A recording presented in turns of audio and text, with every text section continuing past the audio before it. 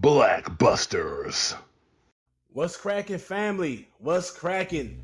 We are back with another episode of BlackBusters, the best movie review podcast in the world. In the world, Craig. In the world, Craig. I should have sang that. in the world, Craig. In the world, Craig. Hey, I'm your host, Big Jaw, along with my co-host, Father Tony Clarence. Father Tony Clarence. Father. Yes. Father Tony Clarence. That's right, my son. Yes, sir. Father Tony Clarence, man. We're going to get straight to it, man. I'm excited. Believe it or not, I'm excited to talk about this movie. We are doing Sister Act. Congratulations to Whoopi Goldberg and the whole team that produced that project, Sister Act 1. Yes. And, man, I'll say ahead of time, we're going to do both. We're going to do Sister Act 1, and we'll be doing Sister Act 2 right after. Yeah. And we're going to do that because it's the 30th anniversary. The 30th anniversary of Sister Act, right? Of Sister Act 2. Of Sister Act 2. Yeah. Now, it's crazy that they did that. I don't know if last year they did the 30-year anniversary for Sister Act 1, but I feel like we can't do 2 without doing 1. I mean, it's one is the setup, right? Like one is the setup, and it's interesting, Ja, because like Sister Act 1 and Sister Act 2 are totally different. I ask myself the same question I ask myself when it isn't obvious. And I think I want to ask you this right at the top of the show. Is Sister Act a blockbuster? Is Sister Act a blockbuster, bro? That's a question I knew we were going to have to ask and answer. Before I answer, let me say let me say a couple statements. Yeah. Like we've said for Wesley Snipes, like we said for Denzel Washington and Eddie Murphy, and these are all crossover actors who happen to be black. Yes. Yeah. Whoopi Goldberg is color purple black. Yeah. So you get no blacker than Whoopi Goldberg. Right. Yeah. So this is one of her big movies. She has other films like Ghost. What's it? Jumpin' Jack Flash. Yeah. Is this I feel like at this point she's very Eddie Murphy-ish. Yeah. Like you put her in any movie and she doesn't have to be a black woman. This could have easily been Barbara Streisand. You know so that's what makes it interesting. That's what makes it interesting. So I agree. Whoopi Goldberg is a powerhouse black actress that somehow we forget about. Yes. Right? Like when we talk about she's a EGOT winner. Like and that's somebody that's won an Emmy, a Grammy, an Oscar, and a Tony. There is no more decorated black performer in Hollywood in the last 30, 40 years than Whoopi Goldberg. But somehow we always forget about her. And I think it's kind of to your point because Whoopi Goldberg is artsy, right? Like, she doesn't have like a lot of besides Color Purple, like a lot of traditional blockbusters on her belt. When we did How Stella Got Our Groove Back, I was reminded of how much I like Whoopi Goldberg, right? Yeah. And so every time I watch a movie with her in it, I'm like, I fucking love Whoopi. Doing her shit. I love Whoopi. Right. I think this movie, she definitely is a blockbuster for the same reasons that Eddie is definitely a blockbuster. And this is like a qualifying thing for a blockbuster. She's a black lead. Yes. Right? Even if the movie is all white, it has to have a black lead. She is that black lead, and her character is culturally connected, right? Who Mary Clarence / what was her last name? Dolores. Her name was Dolores Van Cartier. Van Cartier. Yes. Is 100% a black woman. She a black woman who was working in Reno. She was a black woman working in that, operated in that convent.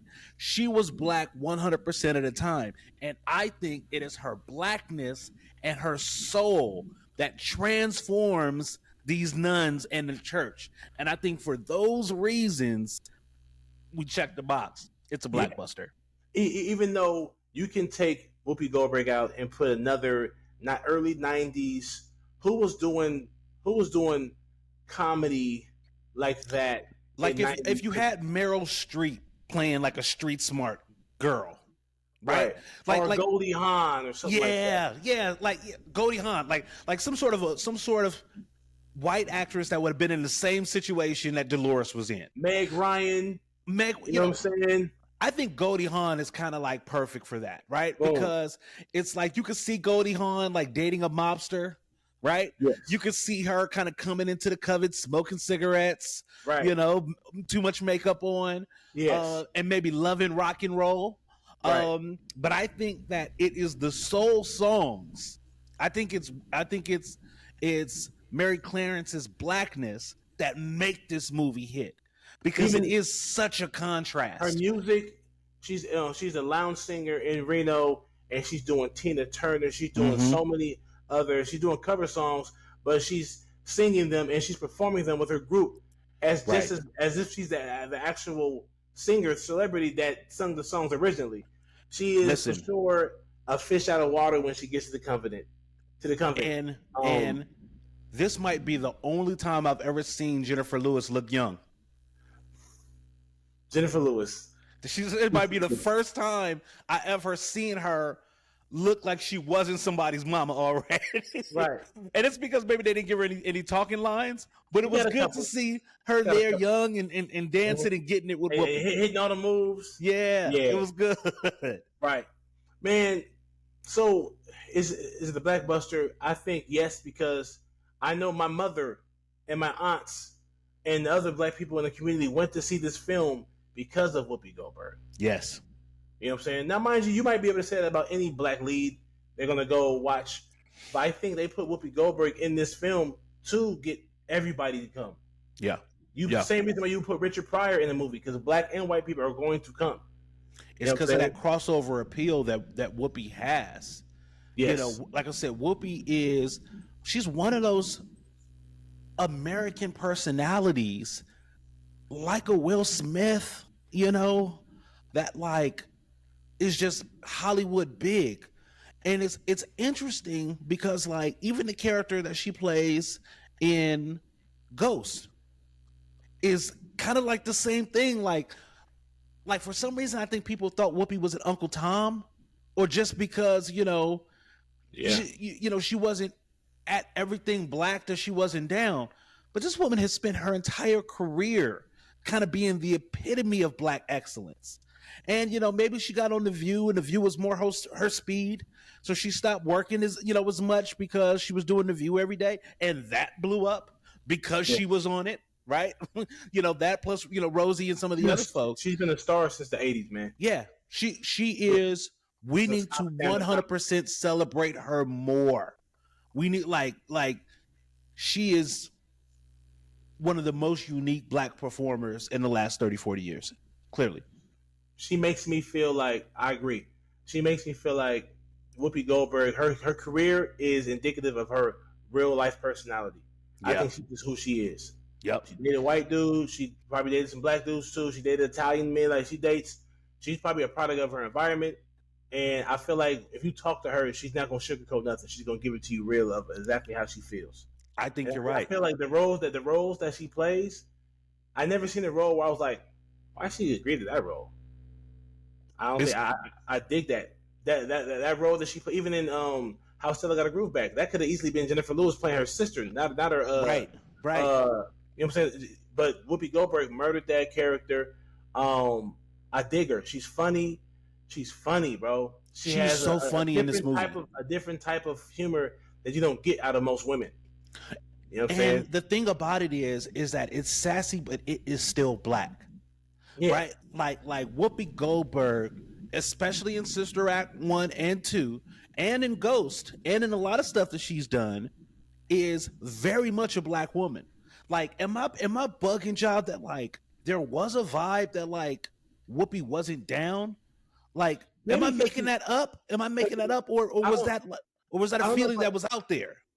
I don't know if I ever got the Whoopi's not down. She's not black with it, but I know she dated a white dude.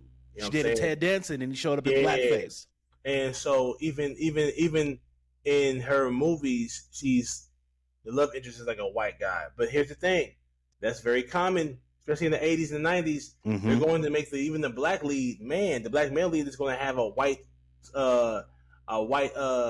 love interest. Yeah. So that could just be Hollywood, you know? Yeah. I don't think that, you know, Whoopi Goldberg has always been the butt of people's jokes about her looks, her appearance, her skin color, her skin complexion. So believe it, not a lot of women and men who probably were teased growing up like she might have been, they probably find their comfort in someone who just accepts them, and maybe a white man. Yeah, I think you bring it out something really good with that. Yeah, because like Whoopi Goldberg, I think you really hit on something that I think may hone in on it. Whoopi Goldberg is not like in the package that we normally see our black stars. Right. A leading woman that's Yes. not society's beauty of black beauty. That's not Lena Horne or Felicia Rashad, Angela Bassett. She's not any of them, right? And I think because that's how, and there's no one else like her that's come along ever since. No. Like we don't is there another kind of oddballish? I didn't want to call Whoopi oddballish, but kind of moves to the beat of their own drum. Yeah, I said, she's her. I think she brings her authenticity to the character. I think if you watch her, I've been watching comedy since I was a kid, and her comedy is just her, dry and colorful. Mm-hmm. You know what I'm saying? Like she has everything, and like you said, she's not the quintessential Angela Bassett or the Lynn Whitfield, and she might not look like those women, but you put her in a movie across from Angela Bassett, and it makes sense. Yeah, everything she does makes sense. She's such a dope actress to me, to where you put Whoopi Goldberg in anything. I believe her as a Reno lounge singer. I believe her as the best friend of this beautiful ass workaholic woman in the cell. I believed her as the teacher in Serafina. Yes, Serafina. Freedom is coming tomorrow. Yes. Yeah, man, that's my jam too, movie, bro. That was a movie, bro. That's a BlackBuster. Man, you brought Serafina. That's crazy, bro. Yeah, that was, man. I was watching Serafina. I was watching Serafina. I feel like every day for a week, 90 days. Yeah, we had the VHS. We played it in. My mom loved it. She played it all through the house while she was cleaning up. It's just a feel good film, bro. It's hard to watch a little bit in some moments, but it's a great film. We'll talk about that soon. We give it flowers before it's time. Yeah, but Serafina. But now Whoopi is, I think, a generational talent. Mm-hmm. I think she just not. You can't just make another one of her. Yeah. You know what I'm saying? And I think these sister act movies, in some respects, and some might argue her role in Ghost, but this is Hurricane Whoopi when we get to Sister Act, right? This is a movie that's universally loved. It's hard to find anybody to say some hateful shit about Sister Act, right? It's hard for anybody to be I found Sister Act to act. I thought about you when I was watching it, because I had remember we talked about the thug blush, you know what I mean? The thug grin. I was smiling and laughing and rocking and clapping. This movie is so feel good, and a big part of it is Whoopi for sure. The cast, the supporting cast is fantastic. They're even the nuns that only have a line or two, nail their lines. Sister Act is a really fun feel good movie. It's I of course I can have my critique on it as well, but they're fun, goofy, silly critiques, honestly. Yeah. But Sister Act is a movie that it hasn't been done in that way. Of course there's been okay, you're a witness protection, we're gonna put you in a whole new world, and but not like this, where they made a lounge singer go into a convent and basically improve the convent status by improving their choir. Yes. And so Yes. I think whoever wrote that, not whoever, I'll give them their shout out. Um, Paul Rudnick. Mm-hmm. Paul Rudnick did this thing with that Whoopi Goldberg, Maggie Smith, and Harvey Keitel as the stars in this film. Yeah. Director Emile Ardolino, amazing job. Harvey Keitel, he's I forgot he was in that, bro. Yeah. I was like, yeah, he did his thing. He plays a good mind. He played everything. I believe he played a comedic mobster that I believe was serious. He was perfect. He could have been in he could have been in the Godfather. Yeah. And he's one of those ones. Harvey Keitel is one of those ones. Yeah, and it was fun. I'm sure he had a good time doing it. It was fun for him. But no, Whoopi is such a easy person to like and enjoy watching. Mm-hmm. It just makes Sister Act that much better. The music, I watch it by myself. I find myself doing this, and listening to the church songs and with the soul and the mixed in between into the gospel. It's dope, bro.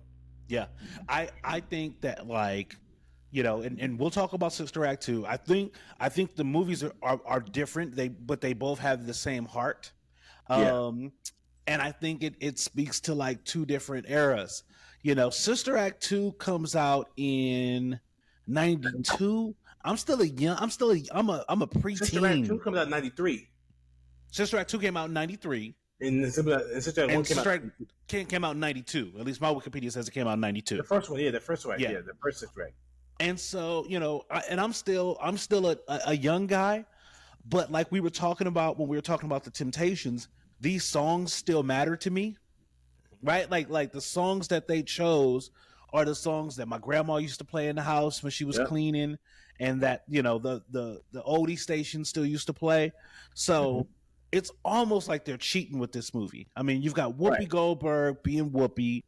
You've got a most incredible and creative setup, which is these nuns who don't know that she's not a nun, doing these colorful and secular versions of Motown, 60 songs, and how Sister Mary Clarence changes their lives, and in many respects how they change her life, right? Her life.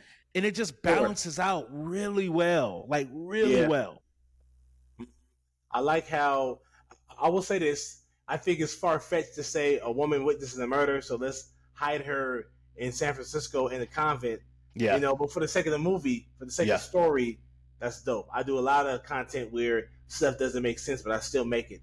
It's more like, what if? What if this secular singing lounge singer is hiding for a couple months in a San Francisco convent full of nuns? Right. And what would that look like? Here you go, Sister Act.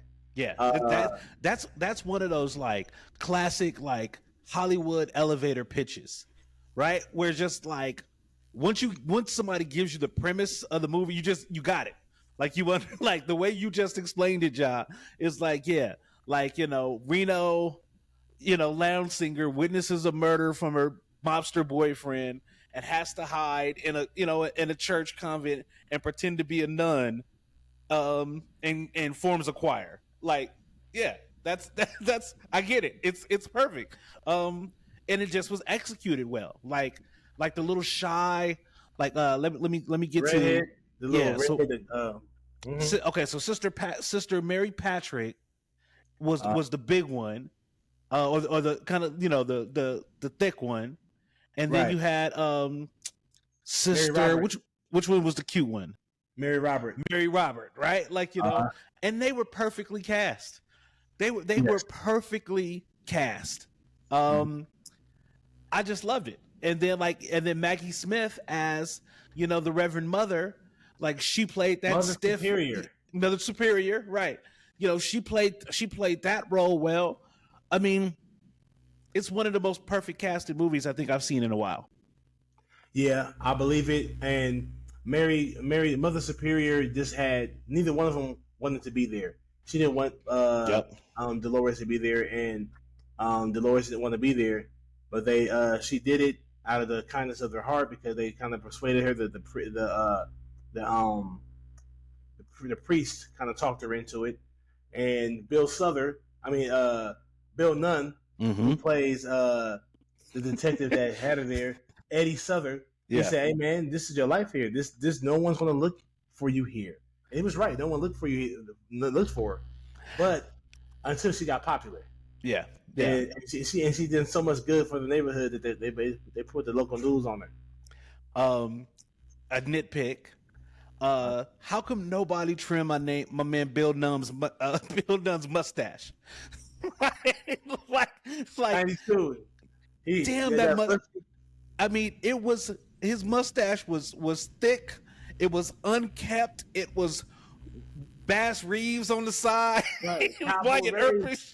It was like brothers would be sharper than that. You know what I mean? Like, even though it was the 90s and brothers was doing, if a brother had a mustache, it was going to be on some Action Jackson. You know what I mean? Like, his mustache was out of control. And like he was a guy he just didn't want to be there. He was retired, almost 2 months away from retirement. Like, he just didn't care about life no more, about the job. But he needed to be a little bit more manicured. Yeah. I mean, I thought he played a great role. Like he actually played a really good kind of like cop. I kind of got the feeling that he cared about Dolores. It's just that like I could see the whiskers, and this shit was shot in 92, so it wasn't even HD on my screen, and I could see how badly kept my man's mustache was, like from that day. I guess it's supposed to be like he's one of them old loner cops that only works alone. He didn't have a partner. He's just hard to deal with personality wise. Doesn't care about his upkeep. So he's scruffy. He's rough. Yeah, maybe that's what they were trying to go for. Yeah, that's what it is. Yeah. I like how. Well, what about making her? She's supposed to be hiding, right? Mm-hmm. But she has to now work as a nun, wake up with them, and why don't you just keep her in the room? Right. Now you got to learn how to you got to work and be in the guard with everybody and do all the work everyone else is doing. Which I get it, I guess, but I feel like I know I'm just here to hide. I'm not doing that all this extra stuff. Did they take her in for the money? Like, was there money involved? That's what I'm trying to remember. Like, I think the priest was like, we're just helping out. We're doing a good thing. We're doing God's work. Isn't that what we're supposed to be doing this for? Yeah. Okay. Yeah, and I think the Mother Superior was like, well, if we're going to hide her, we need to hide her. But it almost kind of seemed like they didn't even need her to pretend to be a nun, because Mother Superior had a pretty tight clamp on all of the sisters, you know, and so she could have easily been like, listen, we keeping her here for a while.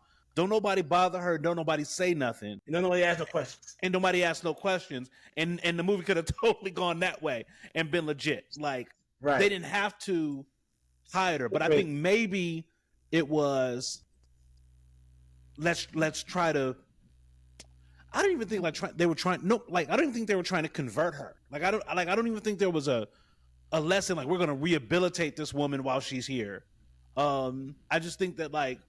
For the movie, the decision was made that she needs to pretend to be a nun, because none of the other stuff happens if she doesn't pretend to be a nun. Right. So, which I'm fine with. I'm fine with that. You know, I've watched crazier movies with crazier plots, but now she's a nun, a fake nun, and then now is blending in with the rest of the sisterhood. Yeah. And she and I think Mother Superior was like, I don't like your attitude. I think you're a little arrogant. Mm-hmm. So if you're gonna be here, if we're gonna do you a solid, you're gonna pay your way. Yep. You're gonna add. You know what I'm saying? Yep. That's gonna be here. You're gonna put some work in. Yep. That's what we do here. Well, I'm not really a nun. I'm here just to hide out. Nah. Okay. And if we allow you to stay here to hide out, you gotta do something for me. Yeah. You gotta put in this work. It ain't no free rides, right? Like, no free rides. It don't work for us if you're not doing what you're supposed to do, right? Mm-hmm. Which I think it was perfect, because then you get to see them butt heads, right? You also, in a way, even before Dolores starts the choir, you know, she starts to form those bonds. You know what I mean? And that's good. She goes out to the bar. I love that as like one of the symbolic moments where she comes out of the church and into, you know, the street, fighting the new life. Yep. And then how the other two sisters follow her. And I think at that point, it's really like, I think it's the changing of the guard, right? That she like felt the responsibility to not get them tainted. Exactly. Oh, no. She was there to get a drink. When she was there to get a drink. To leave. Nah, I can't have y'all here. Yeah, I can't. But at the same time, appreciate it and let them have fun. Like they wanted to dance and they wanted to play music, right?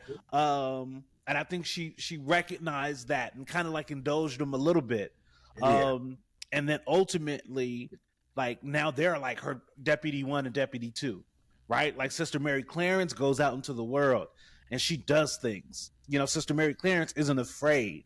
Sister Mary Clarence, and then now you have not two opposing forces with Mother Clarence and Mother Superior, but you have two definite different philosophies, right? And those two different philosophies kind of, they don't clash throughout the end of the movie, but you know that we know that they're on different sides of the preferential fence in terms of, you know, what one wants.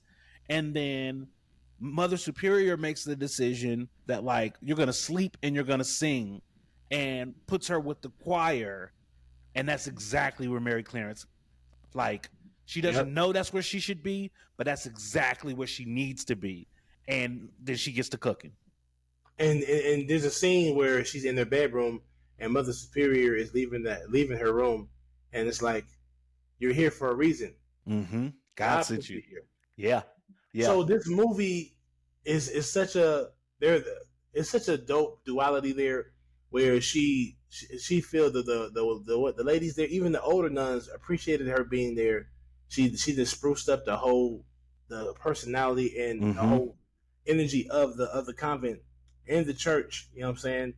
And so in return, I think she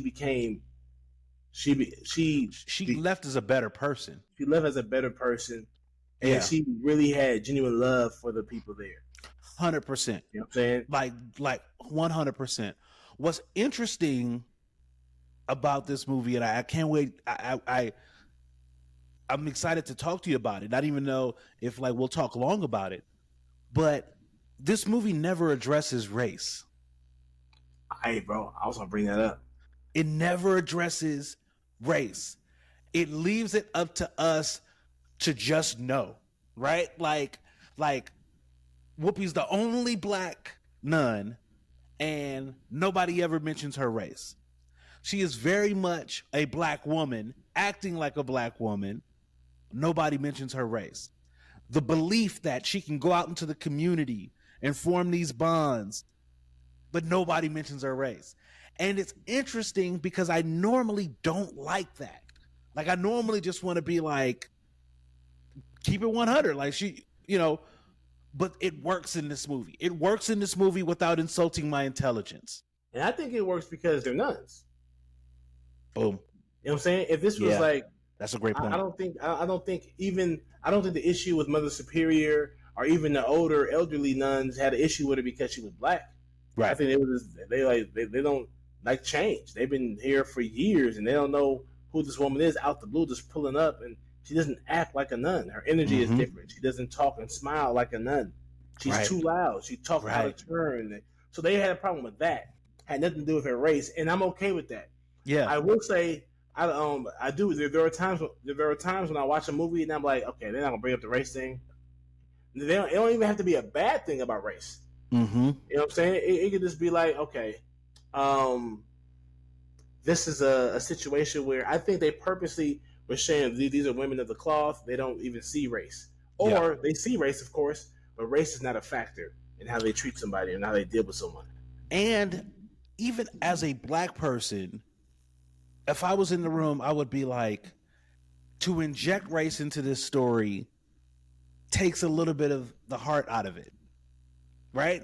Because the movie is so feel good that like I don't even want to be militant in the moment, right? Like, you know, for the hour and a half, hour and 45 minutes that this movie runs in, I enjoy it so much, even though I know it's not the real world.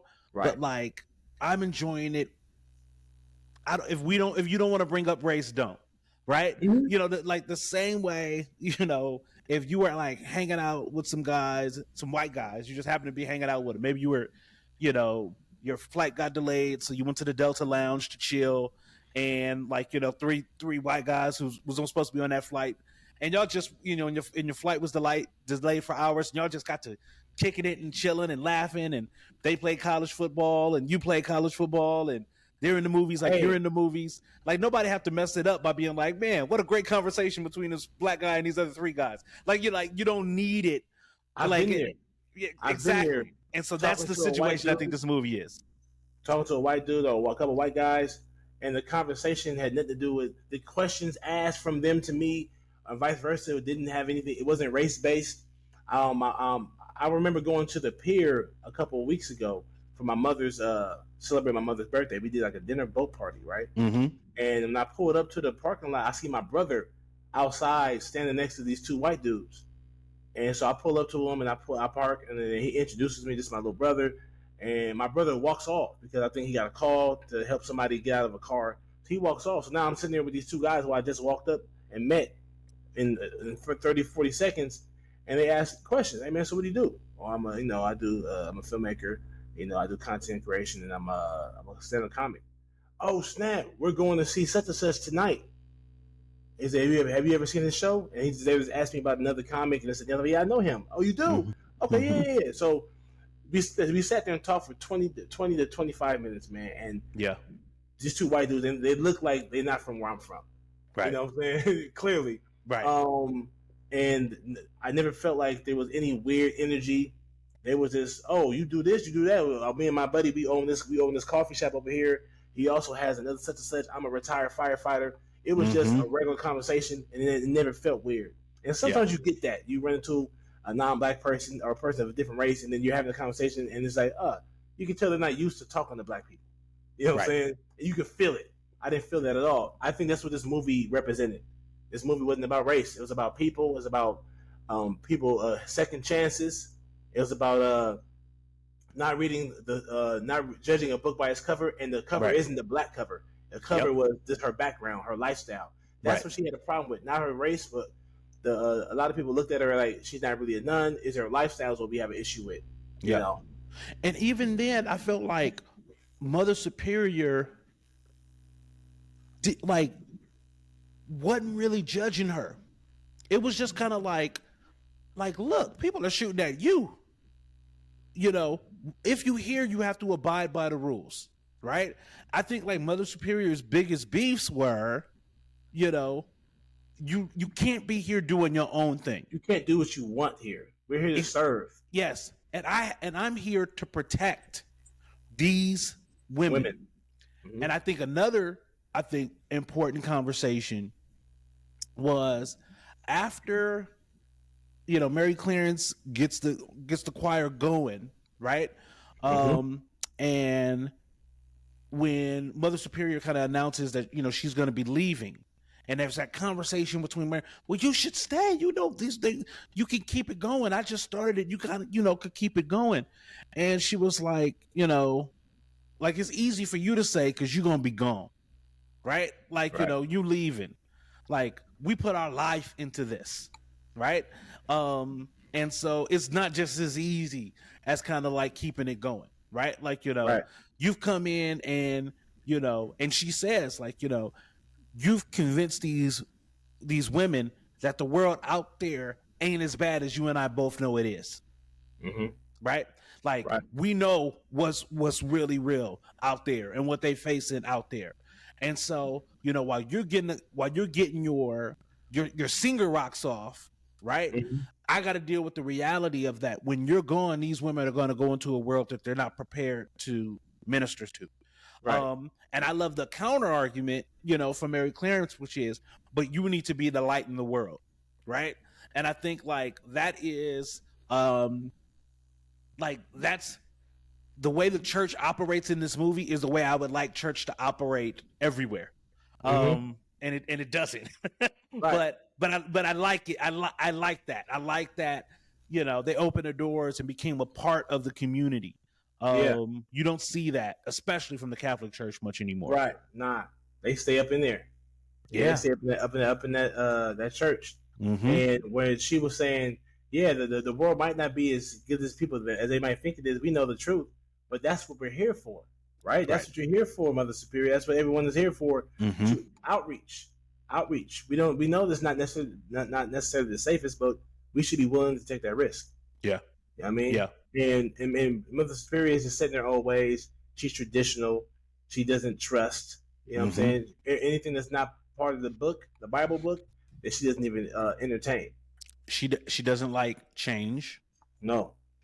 And at first I was like, is she jealous of Sister Mary Clarence? I don't know if it was ever jealousy, but I think that like she definitely felt the energy shift. I think it was a little jealousy after she realized. It could have been. Once she, not initially, when she saw how much even the elders confided in Mary Clarence, she was like, "Oh, I'm not even needed here. They don't look to me for guidance. They don't look to me for answers. They're going to Mary Clarence, who's only been here a few weeks. Maybe I should just leave." She's pouting. She's not even a sore loser, but she's a sore loser even though she didn't lose anything, but she feels like she did. She feels like she lost control of the concept. It's interesting because, like, I agree with you and I disagree to a certain extent. The part of me that wants to disagree with you is the part that says Mother Superior was never a hater. Like, she never tried to stop Dolores from doing her thing, right? It was almost kind of like I'm not going to stop you. I'm not going to hate on you. But if this is what y'all doing here, I can't be here no more. I'm out, right? Like, and that could have been like because she lost the popularity contest or lost the vote, or she just could have been lost control. Like, all of that could have been appropriate, but she wasn't a hater, right? No. At no point was she like she would have been villainous if she had outed Dolores to regain control of the sisters, right? She still was on protecting Dolores. Yes. I'm not going to out you. I'm not going to make you a villain, and I'm not going to let people know that you're not who you say you are. I'm going to gracefully bow out. Yep. You know what I'm saying? So she wasn't a hater. She's just like, she wasn't a hater. Yeah, she wasn't a hater. This woman is more than I thought she would be, and she's changing the complexion of what I'm not used to. Yeah, And Mary Clarence, Mother Superior, likes order. She appreciates and respects order and discipline. And Mary Clarence is the opposite. They were being successful without being the most disciplined. They were doing, which is why I feel like their friendship in the end makes so much sense and makes me so happy. Because in a movie that ain't that long, you really see two characters come from two different places and meet at a spot of mutual respect and mutual love. And that always feels good when you see that, like, on camera, on film, with a great story. Before we go to some awards, I want to talk about some of the numbers. Do you have a favorite number? Do you have a favorite tune from Sister Act that you love? Sister Act 1, of course. I will follow him. Everywhere he may go. I dug that. I always thought that was funny. I love him, and then I thought, that's my groove. That's my groove. I like the very first one because I like to see. I love it. It just makes me happy, like seeing Sister Mary Robert come out of her shell. Yeah, and like she. I don't know the lyric. I probably should learn the lyric, but like, and the way she's kind of like balled up and clutched up and like inner shell but outer shell, like still trying to sing. Like I love that part. Like that part always makes me like smile because it's just like that's a great moment. That's a great moment to see her, because that scene that she had when Mary Robert came to Mary Clarence's room and sat in her cell with her and brought her a gift, and she said, "My whole life, I've always felt like everybody else was always a step, one or two steps or a few minutes ahead of me. It takes me a little longer to catch up to things. I'm a slow, and that's like I like that. I felt bad for her, man. And so she finally saw somebody that was outspoken and she was driven. She was like, so where are you from? Like, she just wanted to know more about you. Like, I never met someone. She probably went to Catholic school her whole life, and then became a nun fresh out of high school. Yep. You know what I'm saying? And hasn't experienced anything. Saw this woman and her energy. Dolores' energy shows you I'm free. Freedom. Yes.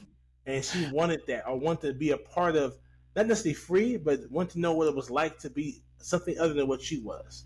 I think that's such a great point, Ja, because like Mary Clarence for them reflects like an expanding of the diameter of what a nun can be, right?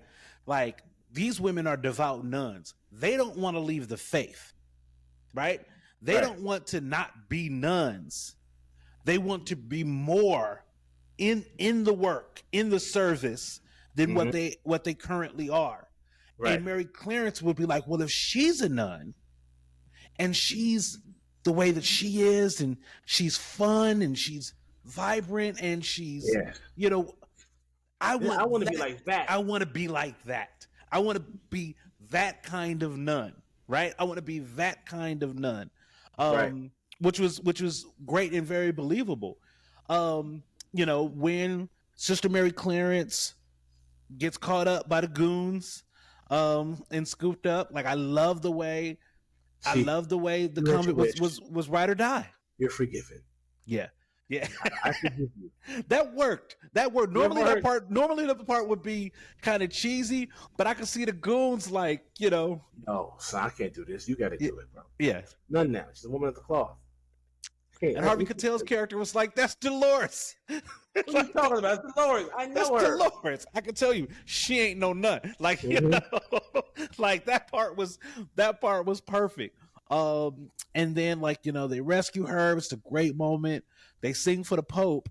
Like, you know, even had Shireen in the church. Yeah, Shireen, you know. Mama, Dodie Mama. Yeah. Dodie on the steps. Yeah, they had her, you know, they had like the neighborhood skeezers was in there. Yeah. The only reason why I'm even calling him a skeezer, because AJ Johnson's character is called LaWanda, and one of the characters was called Immaculata. Woo! so you know, Immaculata. Like, if you look, like, this woman, Louise Day. I'm assuming this is a girl. I'm assuming this is the woman. I'm assuming this is this is a girl. She's one of the girls from the crew. And I thought, like even though that's not believable, I think it still works too, right? That, like, you know, that the homegirls in the hood, you know, was now avid churchgoers and showing up at church every Sunday. Because they can sing good. They blowing. I mean, let's go up in the church to see what's going on. Yeah, I mean, like the fact that they could form a relationship with the nuns, that part is believable, especially if the nuns are outside, and especially if one of the nuns is Mary Clarence, right? You know, she out there double dutching and probably talking a little shit. You know what I mean? I get that. That part makes total sense, that they could have formed a relationship with the girls. I even guess if I was walking past a Catholic church and it was like trap drums coming from inside, I might poke my head into. Like, I might be like, what's going on in there? Gospel? Yeah. Like, I might be like, I gotta see what's going on in there. You know, but again, the is it realistic that they could hear it from outside? Right? Like, you know, that they could hear it from far enough to come across the street, you know, unless they had speakers going. Right. But overall, even my nitpicks aren't even worth it, because you know why? Yeah, because it was such a feel-good movie. Yep. Even the corny moments, I was like, okay, this is corny as hell, but I don't care. I'm enjoying the project. I'm enjoying it. Yeah. Like, this is a feel-good movie is a feel-good movie, and sometimes some feel-good movies don't quite nail it. I could tell, like, oh, you're trying to make me feel good with this. And then there are other, you know, which is in some respects what I might say about Sister Act 2. Even though I like Sister Act 2 more, but with Sister Act 2, they had a formula. right? Like, you know, they had a template that they could work from. But they did make the movie fundamentally different in some respects. But I think in terms of Sister Act, I think you're right. Like, I know why certain people love the movie. I know that it makes me feel good, right? The movie makes me happy. A good story. Yeah, it's a good story. Okay, let's give out some awards. Okay. MVP for sure is Dolores Van Cartier. Yeah. One of the easiest MVPs ever. Yeah. One of the easiest MVPs ever. Right. Yeah. She was dope. She transformed. She herself changed, and it wasn't a fight. Mm-hmm. She fought initially, yes, but it shows how good she was because she really started to feel for the women. Do you remember where Eddie Southern came over and said, "They know you're here. We gotta take you out of here. We gotta go." She's like, "I can't leave them. Yep, I can't. I gotta finish this out with them. They're counting on me. They worked so hard for this." He's like, "This ain't a game. Mm-hmm. They're coming here to kill you." And she was like, "I'm sorry. I just, you know what I'm saying?" She became one of them to the point that she wanted to see it through. She wanted to see them win. You know what I'm saying? So I think the transformation from the beginning of the film to that part was very good to watch. And that is one of my movie nitpicks, though. That, like, and this isn't specific to Sister Act. We've seen this play out in a couple of other movies where the main character's life is in jeopardy and they don't seem to care. Right? Right? Like, I'm bored out here. Even when she went to the damn bar. Right. I'm dying in here. It's a nightmare. I said, "You about to get killed. What are you talking about? You're on protective custody. What are you talking about?" Like if you called me and said, "Tone, you got to stay in the house for the next 5 days." I mean, bro, you can't even go out and take the trash out. You got to stay in the house. They're going to see you. And I'm like, in the backyard on the phone. You know what I mean? Like I don't like I'm going crazy in here, man. Get me out of this place. Get me out of here. I told you to stay in the house. You know, like I don't like that. I don't like that part of movies where like, you know, it's unrealistic. It's unrealistic. LVP. Any LVPs? LVP. This is why the movie was so good. I feel like everybody played a decent part, even the people with very little lines. Yeah.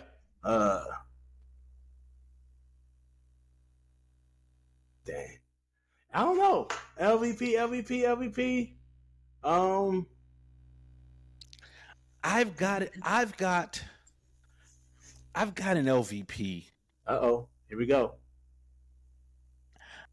My LVP is Lieutenant Eddie Souther, Bill Nunn's character.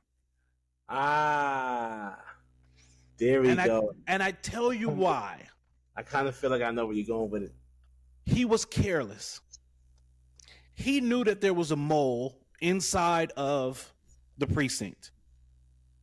Yep. It was his carelessness with whatever paperwork or matter of fact, no, he sent a donation to the church. That's what was on them forms when the snitch was looking at the paperwork. Remember, like the one guy comes in and he goes, you know, he's supposed to sign this, leave it to me. He'll sign it later, yeah. Yep. As he's thumbing through it, one of the papers is a check for $10,000, like from the precinct to the church, right? And that kind of like gives up. Then that cop hops on the phone, calls and tells them where they are. To make that donation while she's still in protective custody, you know, for a cop with a mustache that bad, I expect better, right? Right. And then for any carelessness with the paperwork, knowing that you got a snitch in the house, you know, he's not the worst LVP ever. And again, we need this to happen for the movie to continue, but he did. It was his actions that put Dolores in danger. Yeah. Mm-hmm. And then the only thing he had to say when he called her, "Hey, we gotta get you out of there. They know you're there. They know you're there. You protect me." Right. Now, All the other copping that he did was good. He's a big man. He was moving down the street as fast as he could. Yeah. Like, he makes the shot to save her life. So there's he's not the worst cop ever. He has redeeming qualities, but he's the least valuable. Yeah. Person. Yeah. But he's valuable. He's just the least valuable. Yeah, because everybody else, like even Harvey Keitel's goons, like they're not bad goons. I mean, you could clearly see that they can do their job correctly because they shot the guy at the beginning of the movie. Yes, right. Exactly. Like they weren't your classic like numbskull goons. Like it's just always like these guys are too stupid to be Deputy 1, Deputy 2 of like the big bad guy. Like they weren't those. But yeah, you know what I mean. Like if I had to pick an LVP, I'd go with Souther. Souther, yeah, you're right. Bless his heart. Before we get to Fist, is there any performer today, like if they did a Sister Act remake? Oh. And let's say we're not going to modify the script too much. We're going to stay close to the original script. Who do you think you could cast as Dolores / Mary Clarence? Damn. I was about to say her. I don't think she might be a little too old, but her name is I was about to say it.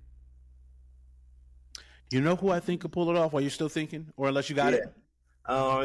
She's a comedian. Her name is Lou. Damn. The golfer, the one of the skits. No, she's a female. I was thinking of a female comedian too. The female that I was thinking about, Lunel.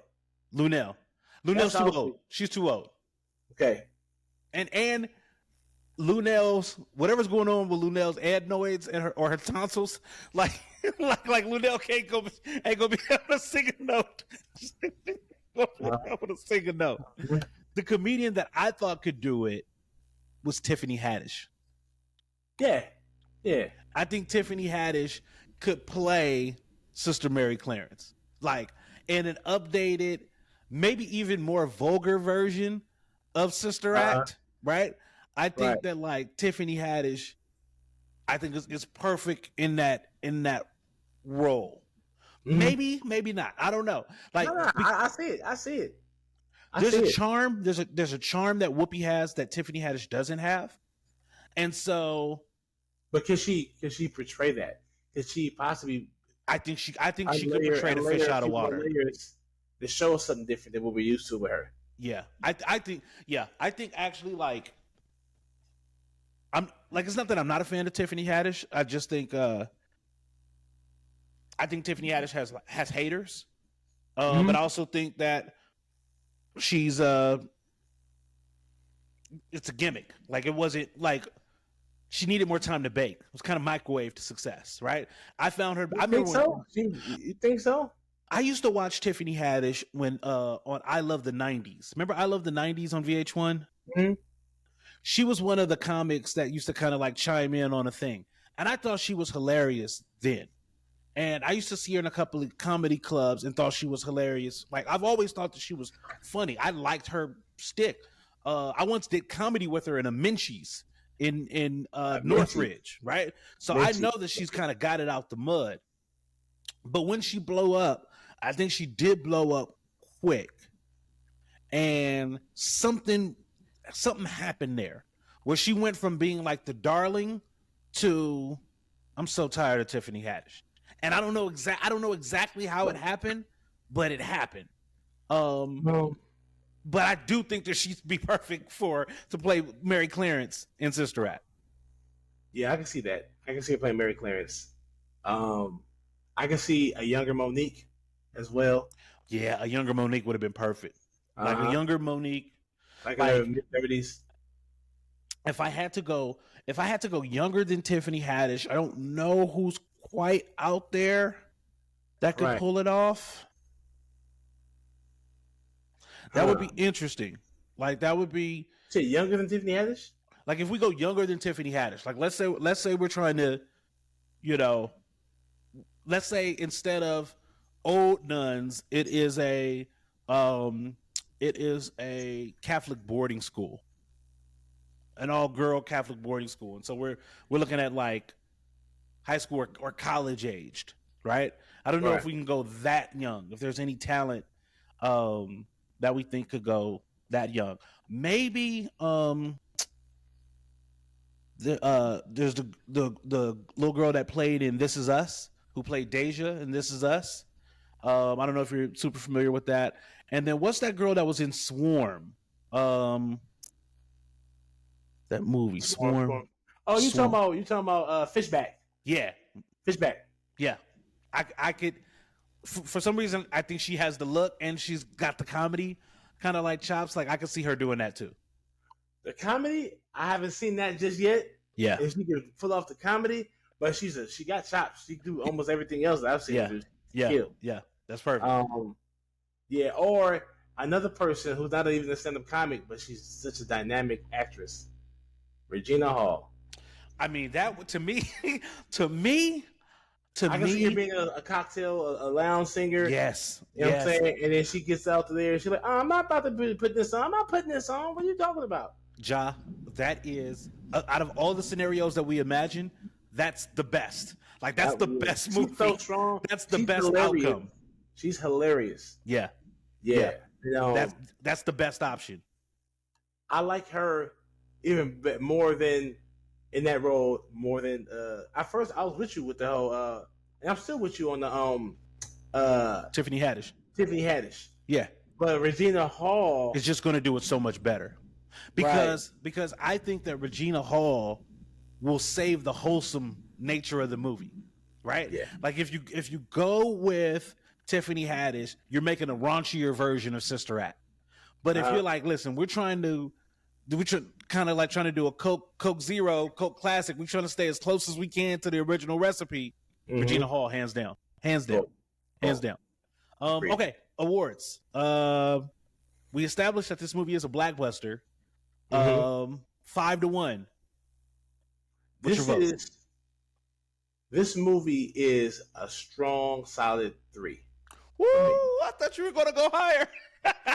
Nah, it's a solid, strong 3 because I'm basing it off of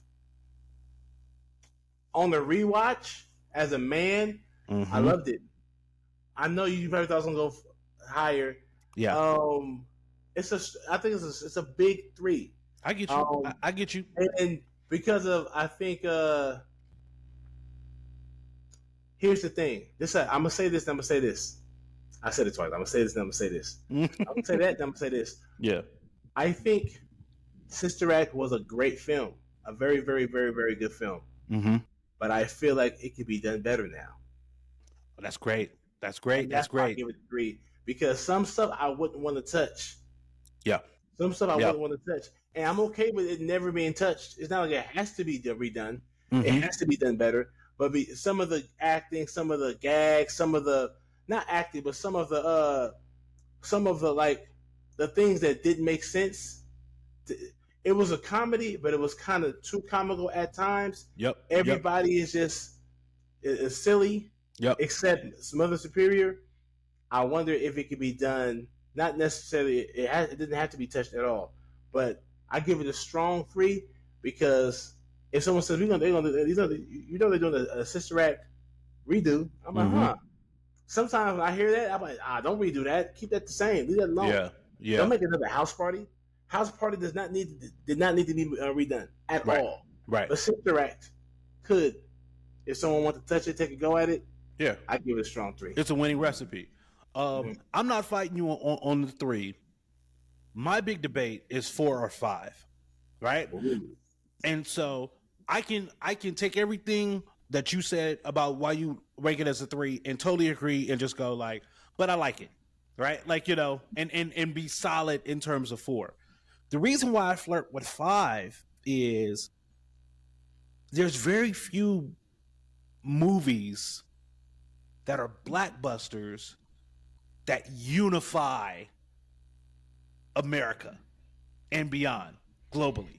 right? Mm-hmm. This is one of those movies, right? Like when I was looking at like the work email and the works, Slack, who had seen all the stuff coming up about like Sister Act, there were tons of white people who were like, this is my favorite movie. Now, what's interesting is that was the movie made for them or was it made for us? Is it a blockbuster that just so happens to be? But I think that I think it's a 4. I'm going 4, but like if you give me a couple of extra slots for added consideration, this is definitely a feel good movie. If I have to make a list of the top 50 black movies of all time, and I'm around like 40 or 42, 43 on my list, I might think hard about this one. I might revisit the ranking after we do too, but right now it's a 4 for me. Okay. I just know that if I was just thinking this, if I had to take 25 of my favorite movies, it wouldn't be in there. It would not be in there. You know it would not be. Now here's the thing: there's some other. I have more than 25 classic films I love, right? And they all can't fit in there. And I'd be upset that I couldn't take it. But you know how they always have on Instagram or any other social media platform, they had like that chart, or they have a collage of different movies or different artists, and they be like, you only can pick 5, the rest have to go. Like, it would never be in my top 5. Yeah. Even though, for example, you look at a Juice, a New Jack City, a Friday, a Ministry Society, those 5, and there's so many other more 5s. I mean, so many other movies that I would want to fit in that 5. Yeah. And so there might be 50, 40 movies that I can interchange into my 5 and be happy with. Yep, you're absolutely right. Harlem Nights, I'm Gonna Get You Sucker. But it's a 3 for me because it would, Sister Act is great. As much as I enjoy watching it, it would never sneak into the 5 or even the 10. I will always have other films that I would put in front of it. I love the film. It's not a culturally relevant movie, right? Like, it did, like, black people like it, but it didn't move the culture for us. Yeah.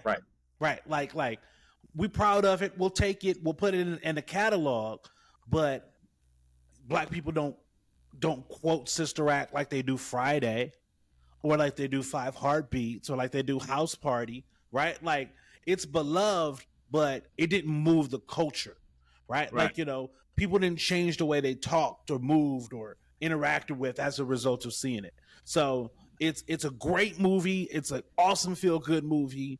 It certainly highlights black excellence in terms of Whoopi's performance, but it's just not. It's not for us an all-time classic. I happen to like it a little bit more than you. I ranked it a little higher than yours. We both like it. We both think it's feel good, but we agree that it's not in the upper echelon of black movies. It's just a matter of whether you want to put it on your 3rd or 4th or 5th shelf. Yeah, that's it. Agreed. But it deserves to be a collectible. Yes, hell yeah. For sure. And it's one of those ones that like everybody should see, right? Yeah, like like you need to see this movie. You need to watch this movie. If it was on, and I came in the house and it was on, the family was watching it, I would sit down and finish watching it with them. 100%. If it was like Christmas Eve, and you're with your family, everybody staying the night, and you're thinking, what should we put on? Throw on Sister Act. Yep. Put on Sister Act, and everybody's gonna have a great time. Actor, check your battery. Check your battery. Yeah. Fantastic. Okay. That's it. Love it, man. That's it, family. What y'all think? Is Sister Act a blockbuster? We agreed that it was. What do y'all think? And for 2, the takes that we had on the different parts of the film, do y'all feel the same way? Let us know in the comments, man. That's it for this week. We will be doing Sister Act 2 back to back. Once again, shout out to them and them enjoying 30 years of great filmmaking. That movie, those 2 movies, dope. Are amazing. Back to back bangers. So catch us next time. We're gonna jump on Sister Act 2 next week because we want to celebrate it with them, the 30 years of Sister Act 2. So we'll catch you next time, man. I'm your host, Big Ja, along with my co-host, Father Tony Clarence. Father Tony Clarence. Yes, indeed. Be well, my son. Be well, my children. Yes, sir. Hey, be good or be good at it. We out of here, y'all. Peace to the man.